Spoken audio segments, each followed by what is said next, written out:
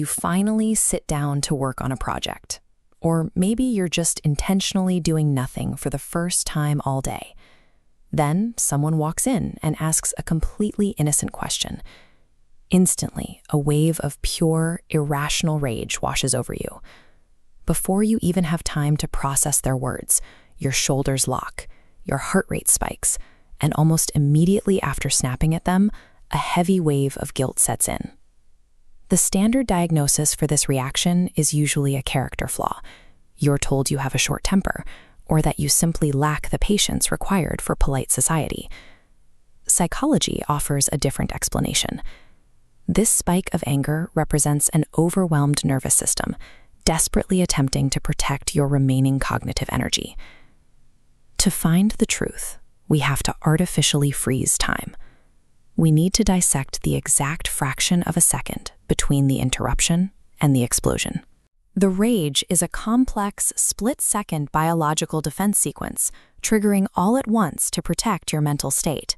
An engaged mind manages an immense amount of unseen data and background processes, even when the person appears completely calm on the outside. When the brain is forced to rapidly pivot between different streams of thought, it experiences a friction known as task-switching fatigue. This diagram illustrates your cognitive capacity. Notice how the system is already hovering near its maximum threshold.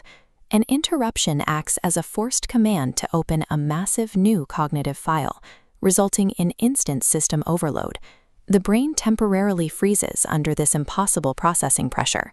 That internal system hang is what you experience as a surge of anger. 1 millisecond later, the signal hits the amygdala. For highly structured people, environmental predictability serves as a core safety anchor. The amygdala interprets the sudden breaking of predictability as an evolutionary ambush. Ancient survival instincts hijack the body before the rational mind boots up. Your biology reacts to a simple tap on the shoulder as a life-threatening attack. Beyond the physical shock lies the ego's response. Humans possess a fundamental psychological need for autonomy, for strict control over our own time and environment. Look at this boundary model. When an uninvited demand restricts your freedom, the brain triggers psychological reactance. This is an automatic, rebellious pushback against the hijacking of your agency. The rage is the direct manifestation of this mechanism. It is the mind aggressively fighting to reclaim its stolen territory.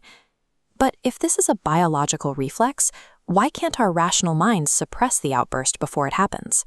This extreme irritation manifests when operating on empty emotional reserves.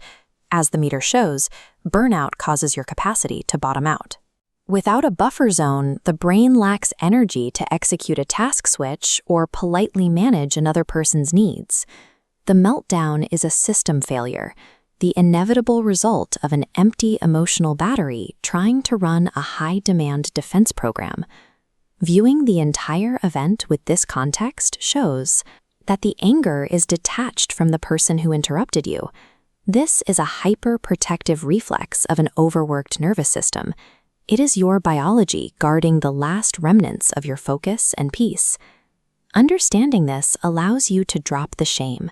You can let go of labels like mean friend or bad person. Humans have biological limits. It is a necessity to validate the need for uninterrupted, demand-free space. The next time that sudden flash of rage hits, listen to it. That reaction is a signal from your biology that your system requires a recharge.